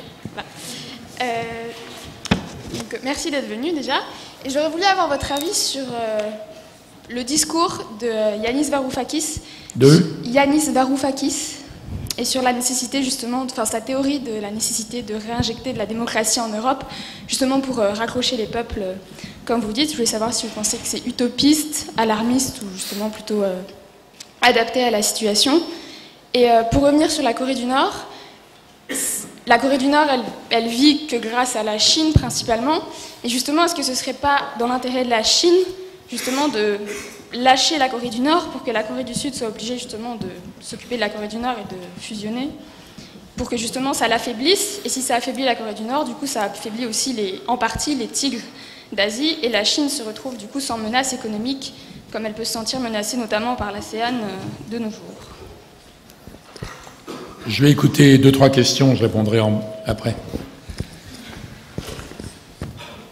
Bonsoir Monsieur Védrine. J'avais une question concernant la Syrie. Est-ce que vous pensez que la situation de la France aujourd'hui, que le président Hollande devrait commencer à négocier avec le président Bachar al-Assad justement pour pouvoir entamer de nouvelles choses et pouvoir éviter des carnages de Daesh à travers le monde?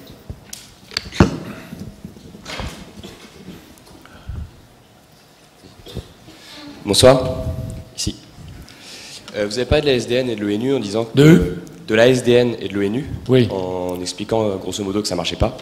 Donc ma question c'était, est-ce que vous pensez que l'Europe des 27, ça marche? Ou autrement dit, est-ce que la démocratie à beaucoup, ça marche? Est-ce que vous ne pensez pas recommencer avec une Europe avec quelques pays, 4, 5, 6 comme au début, et ensuite, une fois qu'on a un bon socle, commencer à agrandir l'Europe, ce ne serait pas une bonne idée? Bonsoir. Vous avez parlé en début de la conférence de la nécessité d'écologiser un petit peu nos sociétés. Donc ça se fait beaucoup maintenant à travers le système de l'éducation. Donc les jeunes sont assez concernés. Mais est-ce que vous pensez, comme certains le proposent, je pense notamment à Jean-Luc Mélenchon, qu'il faille carrément l'instaurer dans la constitution du pays? De faire quoi? Enfin, d'implémenter toutes ces notions écologiques dans une nouvelle constitution.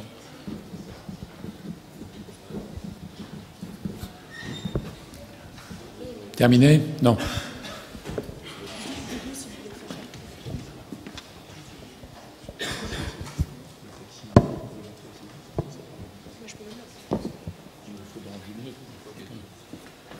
Oui, pardon. Bonsoir. Moi, je me demandais par rapport à votre dernier commentaire si on allait assister vers moins d'intervention sur le plan international de la part des États-Unis, ou si on allait subir encore cette hyperpuissance pendant encore quelques décennies. Moi, je parlais d'hyperpuissance il y a 20 ans, hein, pas maintenant. On ne peut pas le dire avec Obama. D'ailleurs, quand j'avais dit hyperpuissance, pour moi, c'était une banalité. C'est plus gros que super, quoi. Et superpuissance, hyperpuissance. Ça m'a énormément rendu service parce qu'en anglais, comme vous le savez, hyper, c'est lié à une pathologie. Alors qu'en français, ça peut être hypertension, mais ça peut être hypermarché. Bon, hypermarché, c'est pas pathologique. Et donc, il y a eu un scandale aux États-Unis. Non, mais c'est affreux, les ministres français sont anti-américains, c'est abominable, ça. Et Dieu merci, Madeleine Albright, qui est devenue mon amie après, est francophone, enfin assez bonne francophone. Donc elle m'a appelé pour dire pourquoi tu nous as encore attaqués, je lui ai expliqué, bon. Et du coup, elle s'est fait mon avocate dans les médias américains. Donc ça m'a rendu assez célèbre aux États-Unis, dans tous les think tanks et compagnie. C'était finalement très opportun. Justement, je commence par la dernière question. Je l'ai dit, je pense que s'il y a Trump, il n'y a pas d'intervention, sauf si à un moment donné, il décide de bombarder, d'écrabouiller quelqu'un, c'est pas impossible, mais je ne pense pas qu'il soit dans une logique d'intervention. Il va rompre avec la rhétorique, précisément, de la propagation de la démocratie comme étant la mission des États-Unis, etc. Si c'est Trump. Mais ça ne veut pas dire qu'il ne va pas cogner à certains moments, vous voyez. Si c'est Hillary Clinton, je l'ai dit, c'est très probable qu'elle va se réengager quelque part. En tout cas, le système américain va la pousser. Je ne sais pas comment elle réagira. Bon, globalement, il faudrait de toute façon un bilan des interventions depuis une trentaine d'années, en distinguant celles qui ont été faites par les États-Unis tout seuls ou décidées par le Conseil de sécurité. Ce n'est pas la même chose.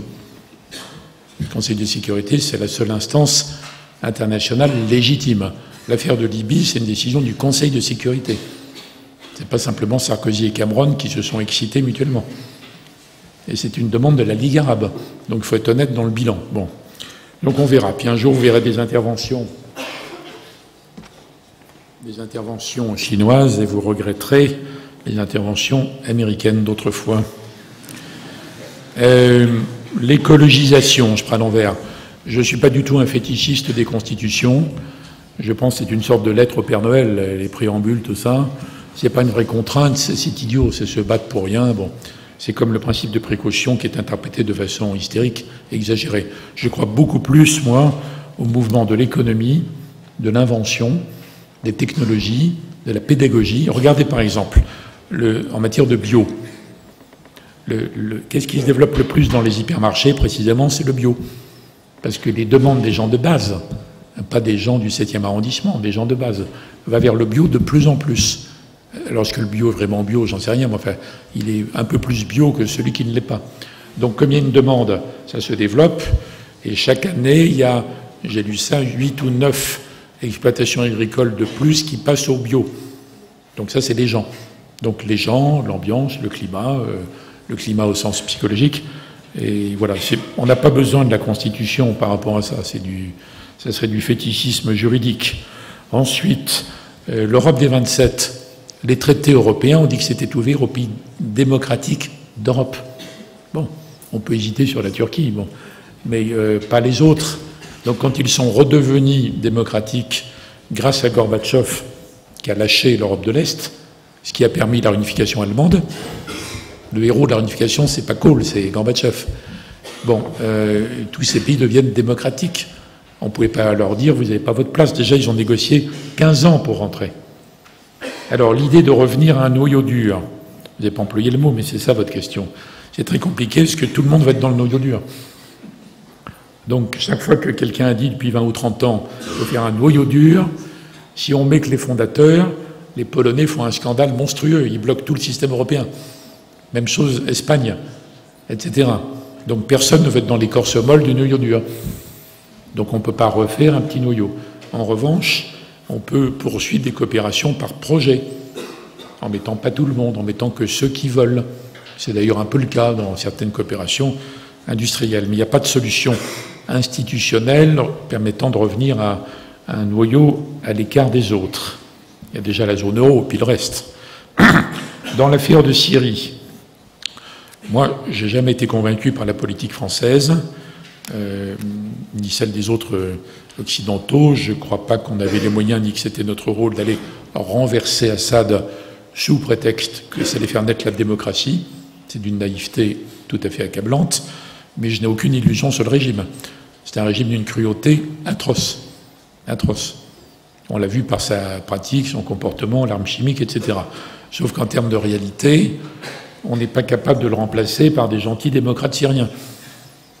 Et c'est vrai que s'il avait été renversé, les démocrates syriens auraient tenu 15 jours, quoi. Et finalement, ce seraient des groupes islamistes qui se seraient déchirés ce qui est resté du pays. Donc, si je suis pour une approche réaliste, c'est pas du tout par complaisance ou naïveté sur le régime.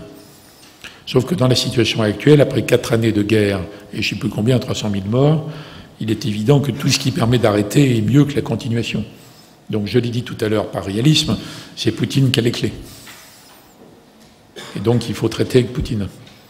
Et c'est là où ce qui s'était répandu chez les Occidentaux dans la période d'Hubris, dans les 20 années après la fin de l'URSS, ça ne marche pas. On ne peut pas imposer toutes nos lubies partout. Voilà, donc il faut traiter que Poutine aurait dû le faire avant. On aurait dû écouter d'ailleurs à propos de la Syrie. D'abord, noter que jamais Poutine ne lâcherait la Syrie, l'avoir en tête. Deuxièmement, écouter tous les chrétiens de Syrie. Il y en a plein en France, mais il y en a plein ailleurs aussi. Les chrétiens de Syrie disent que c'est un régime effrayant si on veut faire un peu de politique, mais si on ne fait pas de politique, on n'a aucun problème.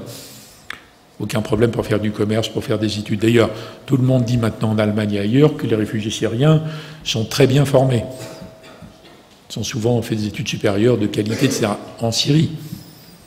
Bon, donc il fallait penser à tout ça avant. Aujourd'hui, il faut traiter avec Poutine, mais évidemment, les Russes ne sont pas prêts à prendre le tournant d'imposer un changement du régime. Ils le feront un jour. Mais aujourd'hui, Poutine et Lavrov disent que ça fait des années qu'ils demandent aux Occidentaux et aux opposants syriens, si c'est pas Assad, on met qui ? Et les autres sont incapables de se mettre d'accord, bien sûr. Donc il n'y a aucun nom. Il y aurait eu un nom. Il y aurait eu un nom qui aurait été proposé par les opposants syriens, et soutenu par les Occidentaux. Et les Russes auraient viré Assad. Hein. Ils auraient mis Assad en Crimée ou je ne sais pas où, et bon, voilà, ils auraient mis quelqu'un d'autre. Dans l'affaire de la Corée du Nord, c'est pas l'intérêt de la Chine de jouer un jeu comme ça. Si la Chine était uniquement un acteur cynique et un peu limite, borderline, il pourrait faire un raisonnement qui est assez malin, consistant à dire si la réunification se précipite, la Corée du Sud est plombée. Mais c'est trop dangereux, en fait. C'est trop dangereux parce que d'abord, on ne sait pas ce qu'est capable de faire ce régime s'il est vraiment sous pression. Là, quand j'ai dit qu'il faisait ça pour se sauver, c'est si personne ne les attaque directement, c'est pas dangereux. Après, j'en sais rien. Deuxièmement, la Chine n'a pas du tout envie que ce soit le chaos autour d'elle. Hein. Ils raisonnent plutôt genre jeu de go, en fait. Donc ils veulent avancer leurs pions. Vous savez, ils mettent la main sur des îlots contestés, ils en font des petites bases, des trucs. La marine chinoise se développe, elle essaie d'aller dans de plus en plus d'endroits qui rendront le passage un peu dissuasif pour la marine américaine. C'est un raisonnement comme ça. Je ne vois pas faire un coup comme ça, en fait. La question est astucieuse, hein, mais ça fait plutôt coup de poker de dictateur des années 30, un peu. Et je ne pense pas qu'il soit comme ça, en fait. Le président Xi Jinping, il est obsédé par le fait de garder le contrôle, mais c'est des gens assez rationnels, ce sont souvent des ingénieurs qui gouvernent la Chine, donc ce n'est pas des communicants ou des politiciens. Et depuis la révolution de Deng Xiaoping, c'est un pays qui a été géré de façon incroyablement rationnelle, même si on peut déplorer des tas de choses. Donc je ne pense pas. Je ne pense pas. La dernière question, c'est la question sur l'ancien ministre grec. Alors, d'abord, sur la Grèce, je vais vous dire ce que je pense franchement.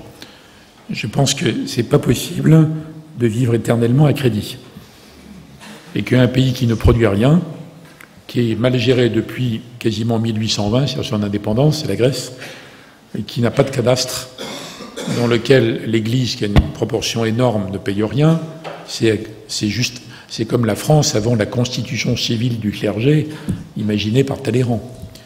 Bon, plus les armateurs très riches qui sont tous partis, l'impôt n'est pas prélevé, la politique sociale, ça a consisté, depuis l'époque du père Papandréou, à engager 10 personnes que des cousins chaque fois qu'il y avait un poste. Bon, c'est effrayant. Donc, si les Grecs avaient été endettés auprès des Chinois, il y a longtemps que ça serait arrêté. Qu'ils soient dans l'Europe, c'est normal. Qu'ils aient été admis dans l'euro, c'est une erreur totale, à leur détriment, sur la base de comptes faux, renouvelés, sans arrêt, jusqu'à ce que ça soit plus possible. Mais c'est pas parce que les Allemands sont méchants ou que l'Europe est cruelle, hein. C'est qu'au bout d'un moment, c'est plus possible, tout simplement. Alors, la Grèce a fabriqué une sorte de psychodrame hystérique contre l'austérité, tout ça. Mais en fait, non, il faut que c'est un pays qui doit bâtir une économie normale, produire quelque chose, le vendre, etc. C'est là où moi je me sépare de ce qui a été la ligne française, c'est que quand la crise a éclaté, que le taux d'endettement était devenu insupportable, l'Allemagne a commencé à dire c'est pas sérieux, il faut qu'ils sortent de l'euro, notamment M. Schäuble. Et la France a dit mais pas question, mais c'est épouvantable, comment peut-on sortir la Grèce de l'euro? La France a fait comme si c'était une expulsion de l'Europe, nous renvoyant à l'époque Giscard qui disait on ne peut pas laisser Platon à la porte de l'Europe. Mais là on parle de l'euro, il y a des règles, il y a des critères sérieux, inventés par des Français d'ailleurs, pas par les méchants Allemands. Les critères de Maastricht, c'est Bérégovoy et Jean-Claude Trichet. Bon, donc, moi il me semble qu'économiquement, rationnellement, on aurait dû dire aux Grecs, vous n'arriverez jamais à respecter les critères, donc vous sortez de l'euro tout en restant dans l'Europe, vous avez un plan d'accompagnement et de monitoring pendant des années, tous les 2 ans il y a un rendez-vous, et quand vous êtes en état, parce que vous avez refait votre économie, grâce à l'euro-drac, une dévaluation 40%, vous développez une vraie économie, vous rentrez après. Ça aurait été l'analyse froide, à mon avis, bien meilleure pour les Grecs. Mais comme pour des raisons à la fois de fierté grecque et puis de politique française, on a dit l'inverse, surtout pas qu'ils sortent ça, et même les Allemands ont craqué en disant on les garde, mais on va leur serrer la vis. Finalement, je pense moi que c'est plus dur pour les Grecs aujourd'hui que s'ils étaient sortis de l'euro, momentanément. Mais là aussi, ça a heurté l'idée téléologique dont j'ai parlé, qui est qu'on ne peut jamais reculer. Entre-temps, il y a le Brexit, donc c'est une autre preuve. Ça arriverait maintenant, ça serait peut-être traité autrement. La conclusion est la même, c'est qu'il faut aider les Grecs à créer un pays moderne, quoi, une économie moderne. Quant à l'histoire de la démocratie, ça dépend comment longtemps, parce qu'en Grèce, ils ont fait plusieurs campagnes successives sur des thèmes totalement différents. Ils ont fait soutenir par référendum, gagné par le Premier ministre, une position qu'il a dû abandonner 8 jours après. Je ne sais pas où est la démocratie là-dedans. Hein. Donc on ne peut pas dire qu'ils aient eux-mêmes donné une leçon de démocratie à l'Europe d'aujourd'hui. Donc si les peuples d'Europe se sentent aujourd'hui mal représentés démocratiquement, ne votent pas pour le Parlement européen, votent pour des gouvernements nationaux dont ils ont le sentiment qu'ils n'ont plus d'influence eux-mêmes sur la décision européenne, ça n'a aucun rapport avec le psychodrame grec. Donc il y a beaucoup à dire sur quelle peut être la démocratie en Europe demain, mais je ne pense pas qu'on puisse relier les deux sujets. Merci, Monsieur le Ministre. Je pense qu'on peut vous applaudir.